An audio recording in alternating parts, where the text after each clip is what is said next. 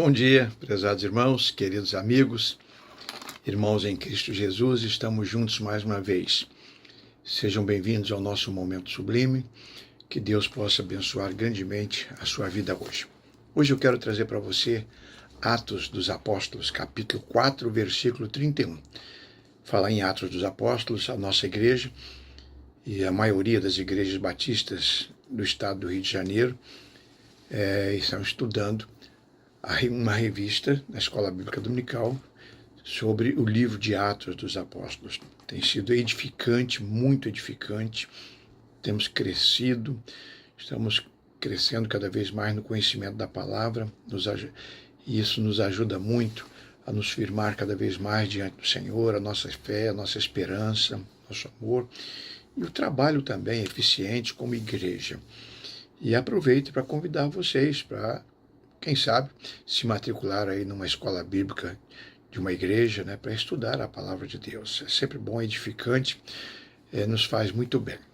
Atos 4, 31 diz assim: E tendo orado, moveu-se o lugar em que estavam reunidos, e todos foram cheios do Espírito Santo, e anunciavam com ousadia a palavra de Deus.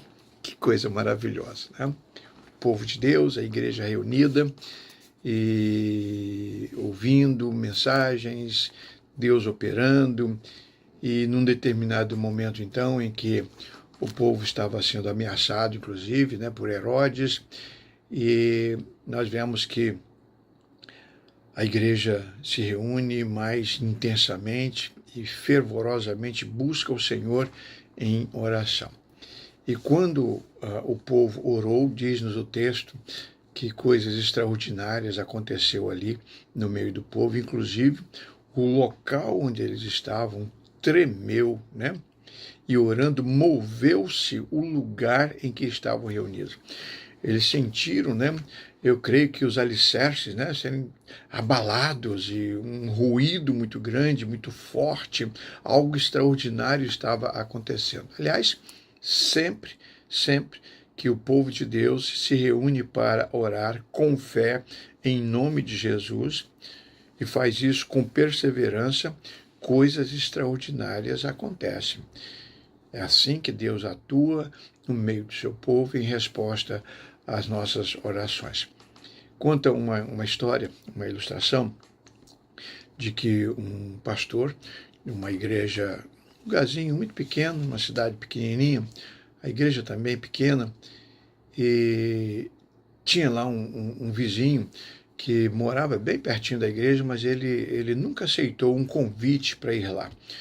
E a esposa ia, a família ia, mas ele não botava os pés na igreja e declarava isso, não tinha nenhum interesse pelo que acontecia ali naquela igreja. Uma certa noite, avisaram lá o pastor que a igreja havia acontecido lá um incêndio e o fogo estava alastrando, e o pastor correu para lá e os membros da igreja, a cidade pequena, todo mundo correu para lá para socorrer, e não havia bombeiros ali naquela cidade, e eles começaram então, por meios próprios, água, e cada um carregando água, e bacia d'água, panela d'água, balde com água, lata com água. E houve um momento então que eles se organizaram, e de um determinado lugar onde havia bastante água, eles fizeram uma fila e iam passando os vasilhames de um para um até chegar lá e jogavam lá nas chamas, e isso, aquela formiguinha, e funcionando, e estava funcionando mesmo. Quando o pastor se deu por conta, a pessoa que estava passando os baldes para ele era aquele vizinho que não botava os pés na igreja. E em um determinado momento, como as coisas já estavam mais calmas, o pastor foi agradecer e, olha, muito obrigado por sua ajuda, e eu já notei que o senhor nunca veio à nossa igreja, nunca frequentou um culto, E disse, mas também, pastor, a sua igreja nunca pegou fogo. E essa palavra, é claro, é uma brincadeira, mas a verdade é que as pessoas incrédulas, às vezes estão esperando acontecer algo extraordinário na igreja para se interessarem pelo que acontece ali. E pegar fogo aqui, ali era literal, mas do ponto de vista espiritual, nós sabemos que a igreja precisa, sim, pegar fogo, né? O Espírito Santo atuando, a igreja louvando, exaltando, reuniões de oração, reuniões de louvor, musicais. A igreja precisa demonstrar para a sociedade, para a comunidade, que ela está viva, que ela é dinâmica, que ela é pulsante, né? E a expressão que nós usamos é esta: pegar fogo, pegar fogo. E esse texto que nós acabamos de ler, que fala sobre um derramamento do Espírito Santo, uma manifestação do Espírito Santo, né? Todos foram cheios do Espírito Santo e começaram a anunciar a palavra de Deus com ousadia. Aqui eu vejo um outro ensino muito interessante nesse texto, né? É que qual a primeira evidência de que uma pessoa está cheia do Espírito Santo, ou que uma igreja está cheia do Espírito Santo? Qual a primeira evidência? A primeira evidência é esta: anunciavam com ousadia a palavra de Deus. Essa é a primeira evidência. Não são os milagres, não falar línguas estranhas, não é nada disso. É testemunhar com ousadia.